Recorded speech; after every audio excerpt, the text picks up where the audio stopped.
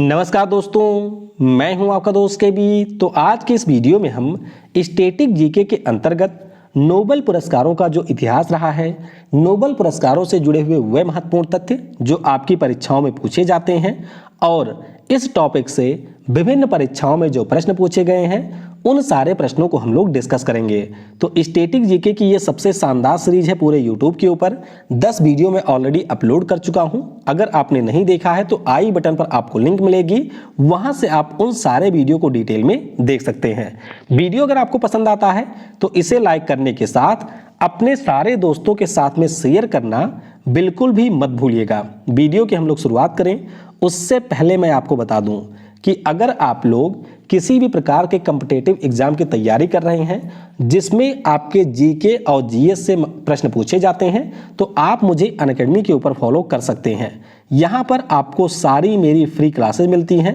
सारी क्लास की आपको बेल फॉर्मेट में पीडीएफ दिया जाता है जिससे आप लोग टाइम से रिवीजन वगैरह कर सकें। और ये जो क्लास होती हैं इसमें आपका लाइव टेस्ट होता है जिससे आप लोग अपनी तैयारी का आकलन भी कर सकते हैं। सारी फ्री क्लास है तो बस आपको अनअकैडमी का ऐप डाउनलोड करना है।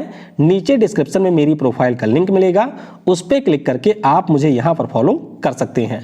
अनअकैडमी की बात करें तो यहाँ पर आपको फ्री के साथ साथ बहुत सारे प्रीमियम कोर्सेज भी मिलते हैं।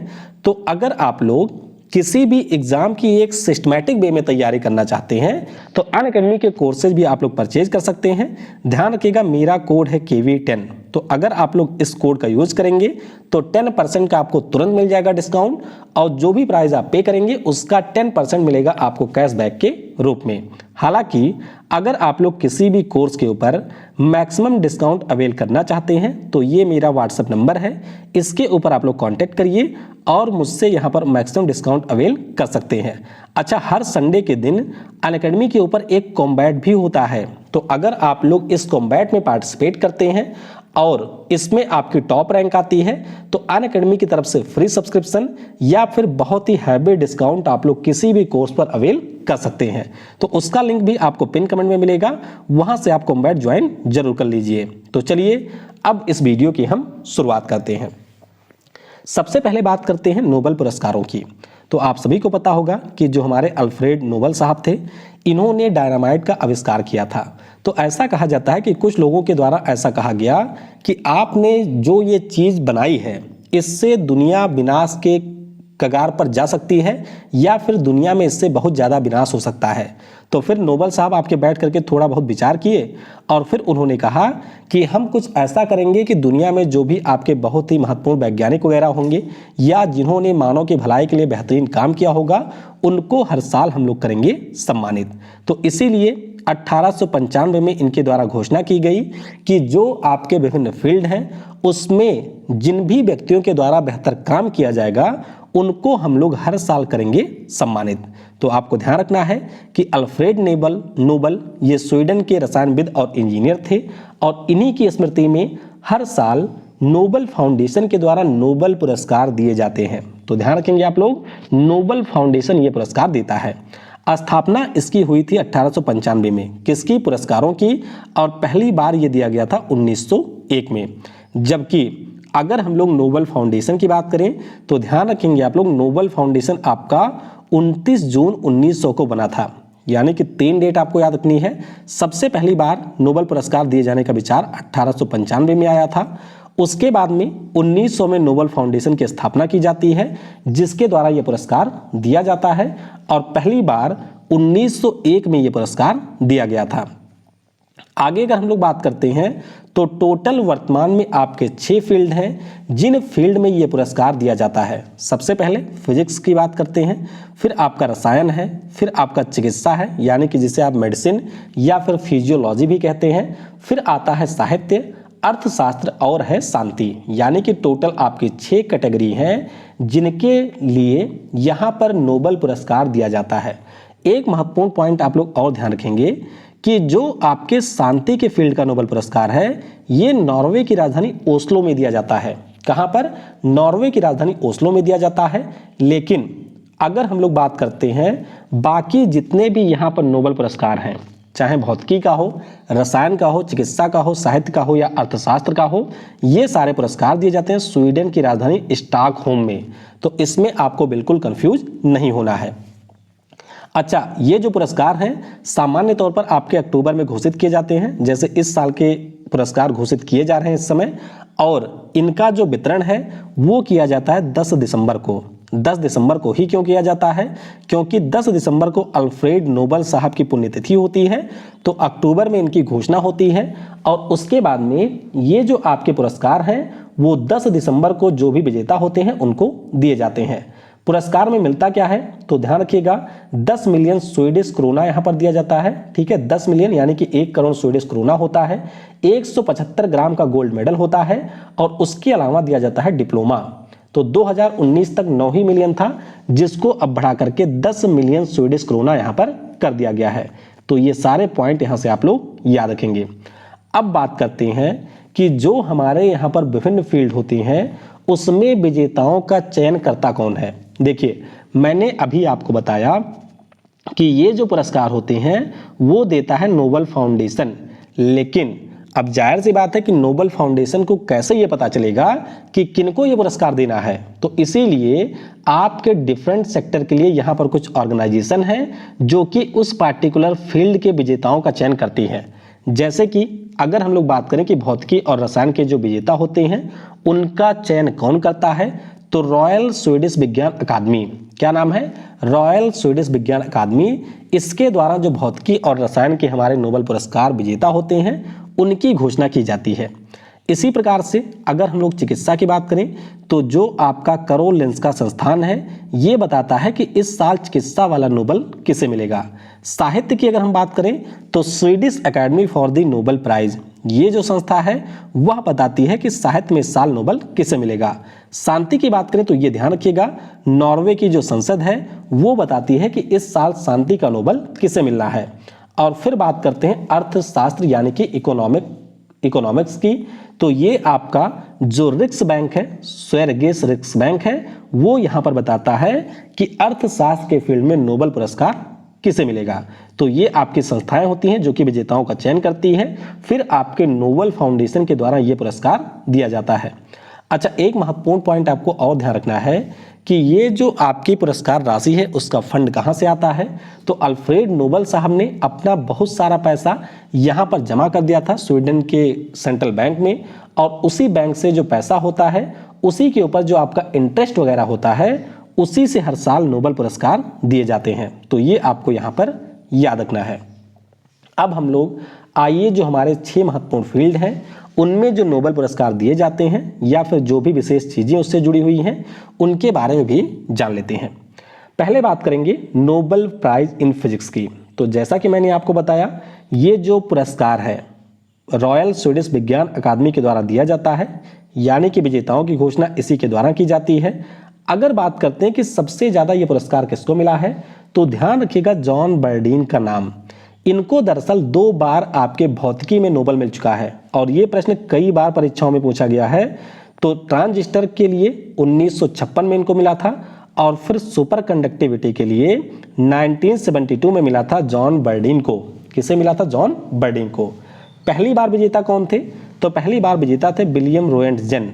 क्या नाम है? William Roentgen. आप सभी को पता होगा कि जो हमारे एक्सरेज हैं उनकी दिशा में इन्होंने कार्य किया था और इसीलिए 1901 में जो पहला नोबल पुरस्कार है वो दिया गया था विलियम रोएंटजन को। ठीक है, ये आप लोग ध्यान रखेंगे। भारतीयों की अगर हम लोग बात करते हैं तो हमारे देश के 2 ऐसे पर्सन हैं जिनको भौतिकी में नोबल मिला हुआ है। एक तो है सीवी रमन साहब जिनको 1930 में मिला था और एक हमारे हैं एस चंद्रशेखर साहब जिनको मिला था 1983 में। तो 2 व्यक्ति ऐसे हैं जिनको भारत के नोबल प्राइज मिला हुआ है फिजिक्स में। अब बात करते हैं नोबल प्राइज इन केमिस्ट्री की। अगर हम लोग बात करें तो ये भी जो हमारा पुरस्कार है रॉयल स्वीडिश विज्ञान अकादमी देती है। कौन देता है? रॉयल स्वीडिश विज्ञान अकादमी। सबसे ज्यादा बार अगर हम इस पुरस्कार की बात करते हैं तो वो मिला है फ्रेडरिक सैगर को। किसे मिला है? फ्रेडरिक सैगर को मिला है। क्यों इनको ये पुरस्कार मिला था? तो ध्यान रखिएगा 1958 में इन्होंने प्रोटीन की संरचना के बारे में बताया था तो इसलिए इनको पुरस्कार मिला। और फिर 1980 में न्यूक्लिक अम्ल की संरचना के बारे में इन्होंने बताया था, जिसके लिए इन्हें यह पुरस्कार दिया गया। तो ध्यान रखेंगे आप लोग कि जॉन बर्डीन, इनको फिजिक्स में 2 बार, और जो हमारे फ्रेडरिक सैंगर हैं, इनको केमिस्ट्री में 2 बार नोबेल पुरस्कार मिल चुका है। पहली बार यह पुरस्कार किसको मिला था? तो आपने सुना होगा एक महान वैज्ञानिक जिनका नाम था J.H. वान टॉप इक्वेशन आपने पढ़ा होगा। तो वान टॉप के द्वारा ऑस्मोटिक प्रेशर के बारे में बताया गया था, यानी कि जो आपका ऑस्मोटिक प्रेशर होता है उसके बारे में वान टॉप साहब ने बताया था, और इसी के लिए इनको 1901 में पहली बार केमिस्ट्री के फील्ड में नोबेल पुरस्कार मिला था। तो दोनों वैज्ञानिक हमारे काफ़ी महत्वपूर्ण हैं, चाहे हम रोएंट जेन साहब की बात करें या वान टॉप की बात करें, ये दोनों आपके फिजिक्स और केमिस्ट्री में नोबेल पुरस्कार के पहले विजेता रहे हैं। अगर बात करते हैं कि क्या कोई भारतीय भी है जिसको मिला हुआ है, तो जी हाँ, इनका नाम है वेंकट रमन। क्या नाम है? वेंकट रमन राधाकृष्णन। 2009 में इनको यहाँ पर नोबेल पुरस्कार मिला हुआ है। क्यों मिला था? क्योंकि इन्होंने राइबोसोम जो होती है उसके स्ट्रक्चर के बारे में बताया था। तो इनके साथ 2 अन्य वैज्ञानिकों को भी मिला था, और हमारे भारतीय मूल के हैं वेंकट रमन राधाकृष्णन, जिनको ये पुरस्कार मिला हुआ है। फिर बात करते हैं एक और महत्वपूर्ण तथ्य की। देखिए, मैडम क्यूरी के बारे में आपको ध्यान रखना है। क्यों? क्योंकि मैडम क्यूरी आपकी एक ऐसी महिला हैं जिन्होंने 2 अलग अलग फील्ड में नोबेल पुरस्कार जीता हुआ है। फॉर एग्जाम्पल, भौतिकी में अपने पति पियरे क्यूरी के साथ में रेडियो एक्टिविटी की खोज के लिए इनको पुरस्कार मिला था 1903 में। उसके बाद में 1911 में इन्होंने रेडियम का निष्कर्षण किया था, इसके लिए इनको मिला था केमिस्ट्री में नोबेल पुरस्कार। तो ध्यान रखिएगा, मैडम क्यूरी आपकी भौतिकी में 1903 में और रसायन में 1911 की नोबेल पुरस्कार विजेता रही हैं। अब बात करते हैं चिकित्सा के फील्ड में जो नोबेल पुरस्कार दिया जाता है।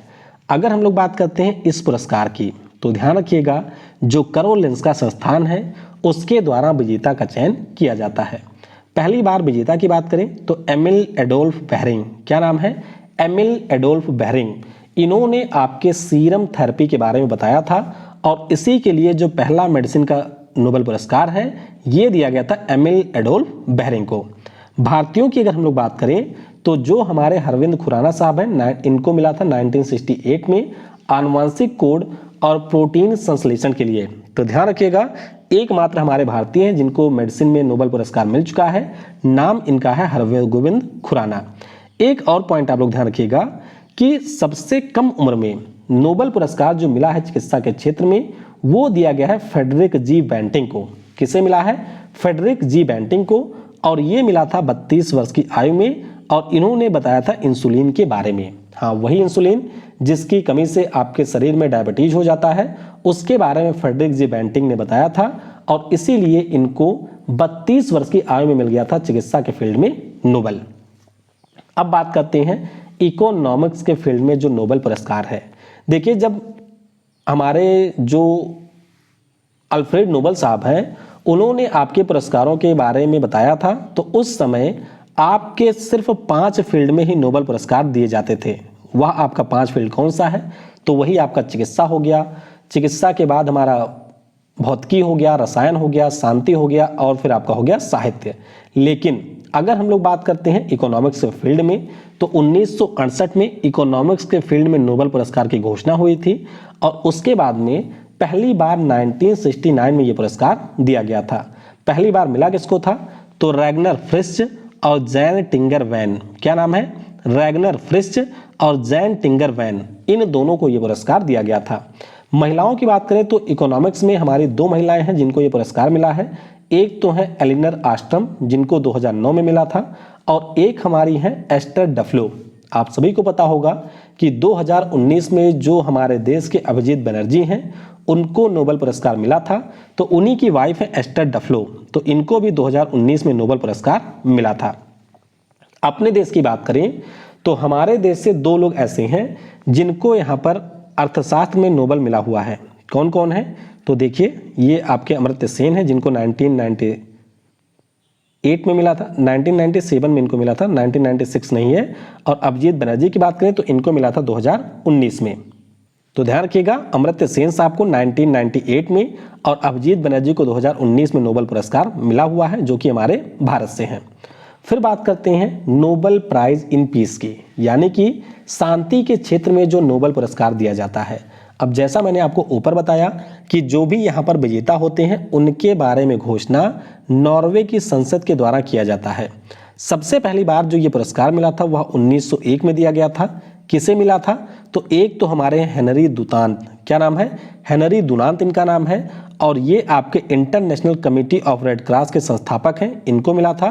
और एक आपके फ्रांस की सोसाइटी थी जिसकी स्थापना की थी फ्रेडरिक पैसे ने।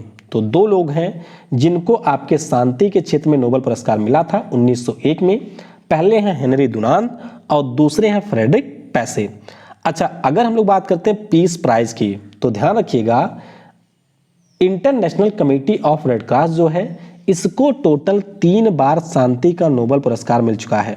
कब कब? तो 1917 में इनको पहली बार मिला था, दूसरी बार 1944 में मिला था और तीसरी बार 1963 में यह पुरस्कार मिला है। तो अगर आपसे पूछा जाए कि इंडिविजुअल लेवल पर या फिर संस्थाओं में सबसे ज्यादा बार नोबेल किसे मिला है, तो वो है international committee of red cross, जिसको टोटल 3 बार यह पुरस्कार मिल चुका है।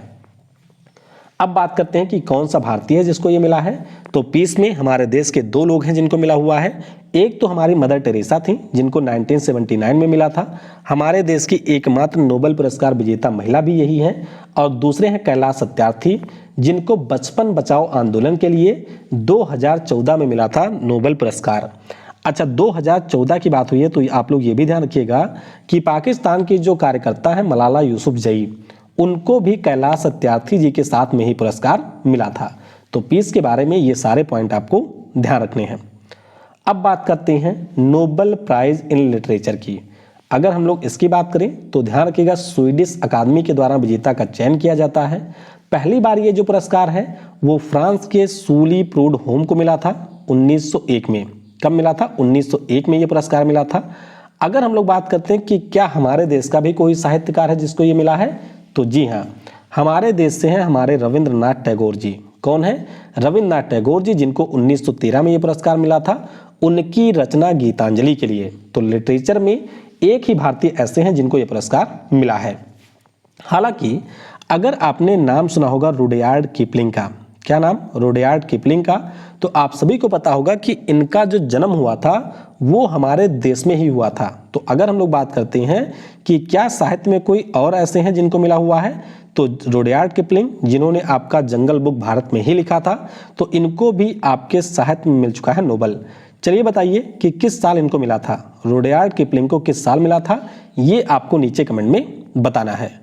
अब आइए हमारे देश से जो नोबेल पुरस्कार विजेता रहे हैं या भारतीय मूल के जो विजेता हैं उनके बारे में हम लोग थोड़ा सा जान लेते हैं।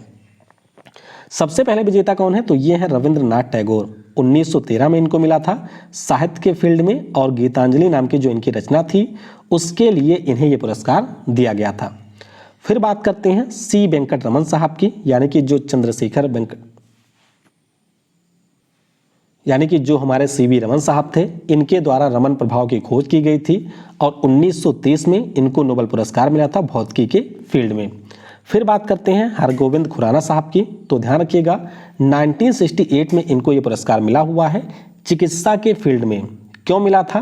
क्योंकि इन्होंने जेनेटिक कोड की खोज की थी और प्रोटीन सिंथेसिस में इसका क्या रोल होता है इसके बारे में बताया था हरगोविंद खुराना साहब ने। आगे बढ़ते हैं 1979 में। तो 1979 का जो है वो हमारी संत मदर टेरेसा को दिया गया था, ये भी आप लोगों को यहाँ से ध्यान रखना है। फिर बात करते हैं 1983 की। तो हमारे भारतीय मूल के ही हैं सुब्रमण्यम चंद्रशेखर, जिन्होंने आपके तारों के बारे में बहुत सारी चीज़ें बताई थी। जो आपका ब्लैक होल का कॉन्सेप्ट होता है उसके बारे में भी चंद्रशेखर साहब के द्वारा ही बताया गया था। तो ध्यान रखिएगा भौतिकी के फील्ड का जो नोबेल है वो मिला हुआ है चंद्रशेखर साहब को। आगे बात करते हैं अमर्त्य सेन की। तो ध्यान रखिएगा जो हमारे अमर्त्य सेन जी हैं इनको 1998 में मिला था अर्थशास्त्र के लिए, और इन्होंने कल्याणकारी अर्थशास्त्र की व्याख्या की थी। किसकी? कल्याणकारी अर्थशास्त्र की व्याख्या की थी।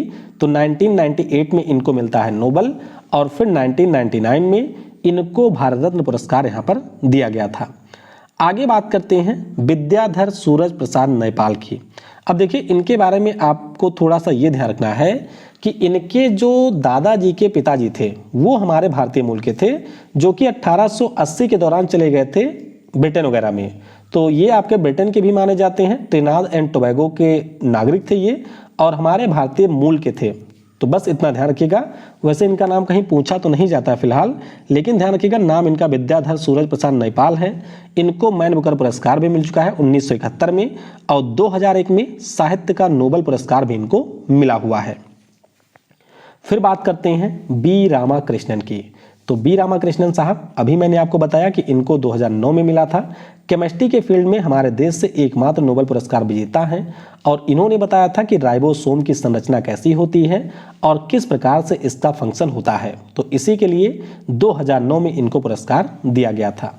कैलाश सत्यार्थी जी की बात करें तो जैसा कि मैंने आपको बताया 2014 में इनको शांति के लिए ये पुरस्कार मिला था, और बच्चों के लिए इनका एक आंदोलन है जिसका नाम है बचपन बचाओ आंदोलन, इसी के लिए कैलाश सत्यार्थी जी को ये पुरस्कार मिला था।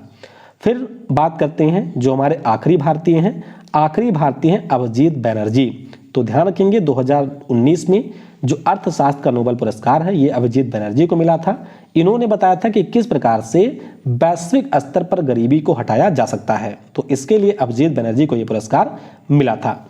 अच्छा, दो नाम मैं आपको और बता देता हूं ऐसे वैज्ञानिकों का जिनका जन्म हमारे देश में हुआ था। तो उसमें से है पहला नाम रोनाल्ड रोस का। चलिए आप लोग कमेंट में बताइएगा कि रोनाल्ड रोस है कौन। और दूसरा, जैसा कि मैंने आपको बताया, दूसरा नाम है रुडयार्ड किपलिंग का। तो ये दो हमारे ऐसे हैं, जैसे रोनाल्ड रॉड जिनको चिकित्सा में मिला हुआ है, रुडयार्ड किपलिंग जिनको साहित्य में मिला हुआ है। इन दोनों वैज्ञानिकों का जो जन्म है वो हमारे देश भारत में हुआ था। ठीक है, तो ये आपके भारतीय मूल वगैरह के नहीं है, लेकिन इनका जन्म हुआ है भारत में।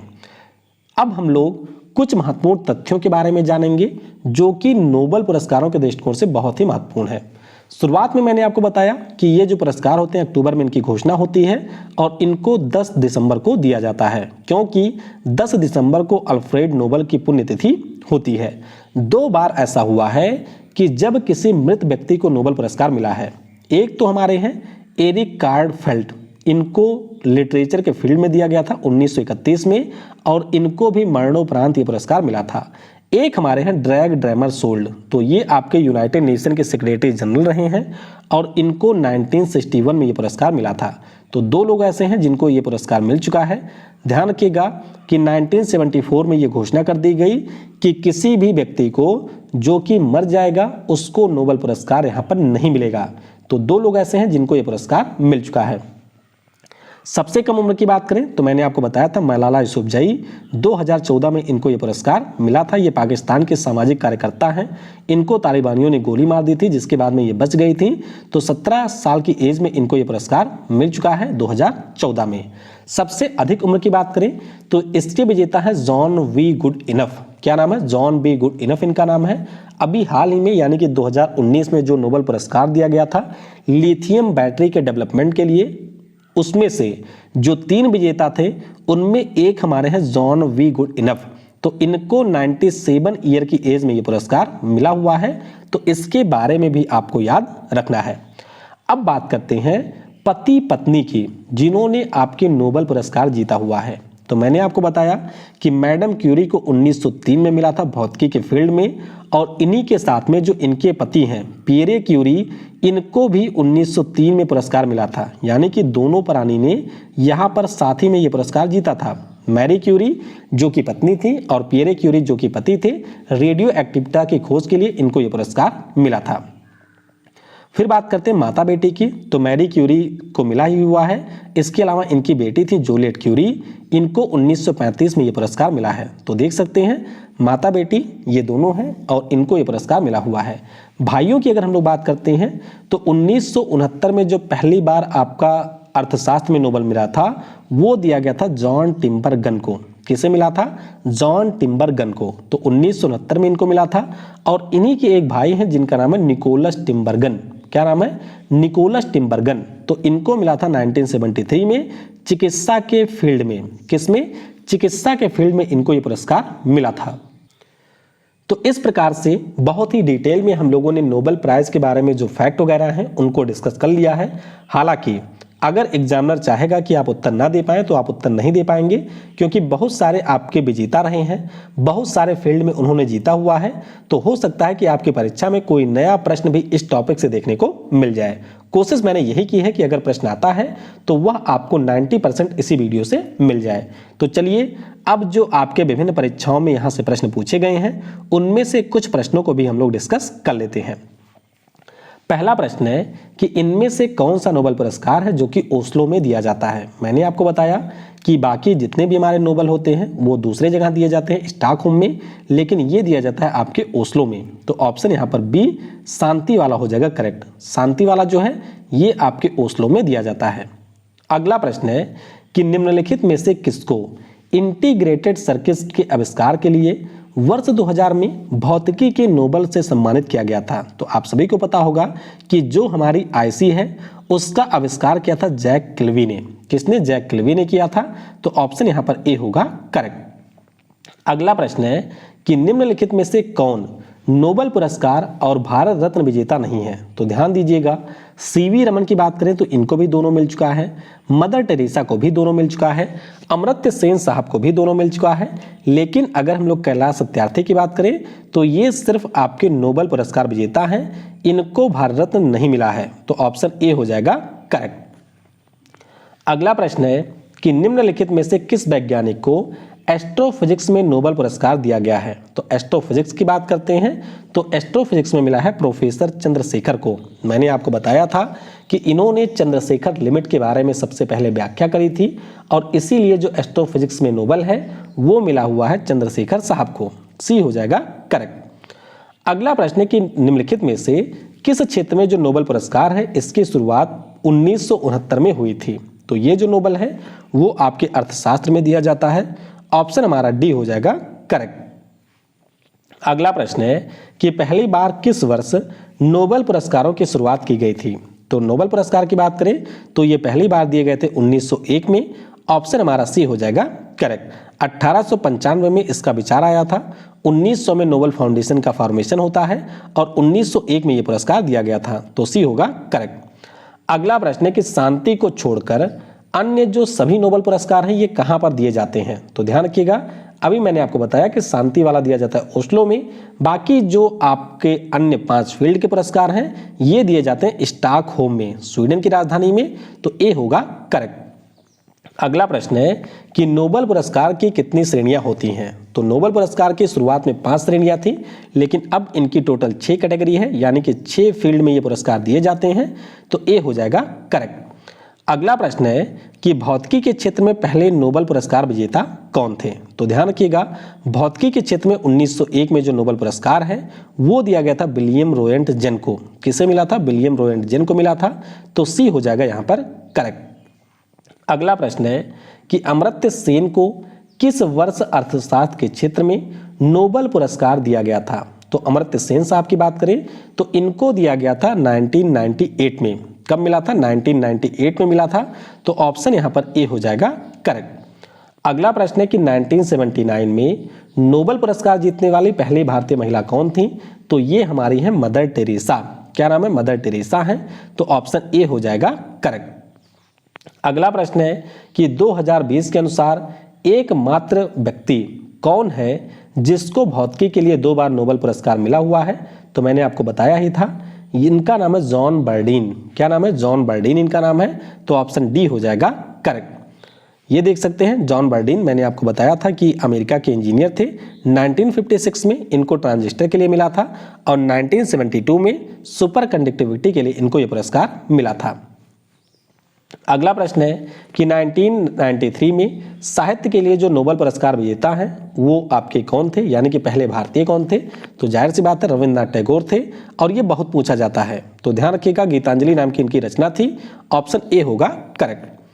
अगला प्रश्न है कि निम्नलिखित में से कौन सा सबसे कम आयु का नोबेल पुरस्कार विजेता है। तो इनका नाम है मलाला यूसुफजई। क्या नाम है? मलाला यूसुफजई नाम है। बी हो जाएगा यहाँ पर करेक्ट। अगला प्रश्न है कि निम्न में से कौन सा संगठन अर्थ विज्ञान में नोबेल मेमोरियल पुरस्कार प्रदान करता है? तो मैंने आपको बताया था कि जो अर्थ विज्ञान है यानी कि इकोनॉमिक्स है, उसमें दिया जाता है यहाँ पर Norwegian Nobel committee the Royal Swedish academy of sciences के द्वारा। तो ऑप्शन यहाँ पर सी बी हो जाएगा करेक्ट। ये आप लोग देख सकते हैं, अर्थशास्त्र में रॉयल स्वीडिश अकादमी देती है, जिसे आप लोग रिक्स बैंक भी कहते हैं। आग्रह है कि हरगोविंद खुराना को किस आविष्कार के लिए सम्मानित किया गया था? तो आपको मैंने बताया कि इन्होंने प्रोटीन संश्लेषण के क्षेत्र में कार्य किया था, प्रोटीन सिंथेसिस के बारे में बताया था। तो ऑप्शन ए होगा करेक्ट। ये देख सकते हैं कि 1968 में मार्शल डब्ल्यू नीरेनबर्ग और रॉबर्ट डब्ल्यू के साथ में इनको सम्मानित किया गया था। तो इस प्रकार से 16 महत्वपूर्ण प्रश्नों को हमने डिस्कस कर लिया है। हालांकि जब हम लोग अनअकैडमी के ऊपर इसका टेस्ट करेंगे तो वहां पर हम लोग बहुत सारे प्रश्न इस टॉपिक से करेंगे जो कि परीक्षाओं में ऑलरेडी पूछा जा चुका है। Thanks for watching. जय हिंद, जय भारत। और सबसे जरूरी, पढ़ेगा भारत तो बढ़ेगा भारत। और वीडियो को अगर आपने यहाँ तक देखा है तो कमेंट में टाइप करिएगा yes I can do it.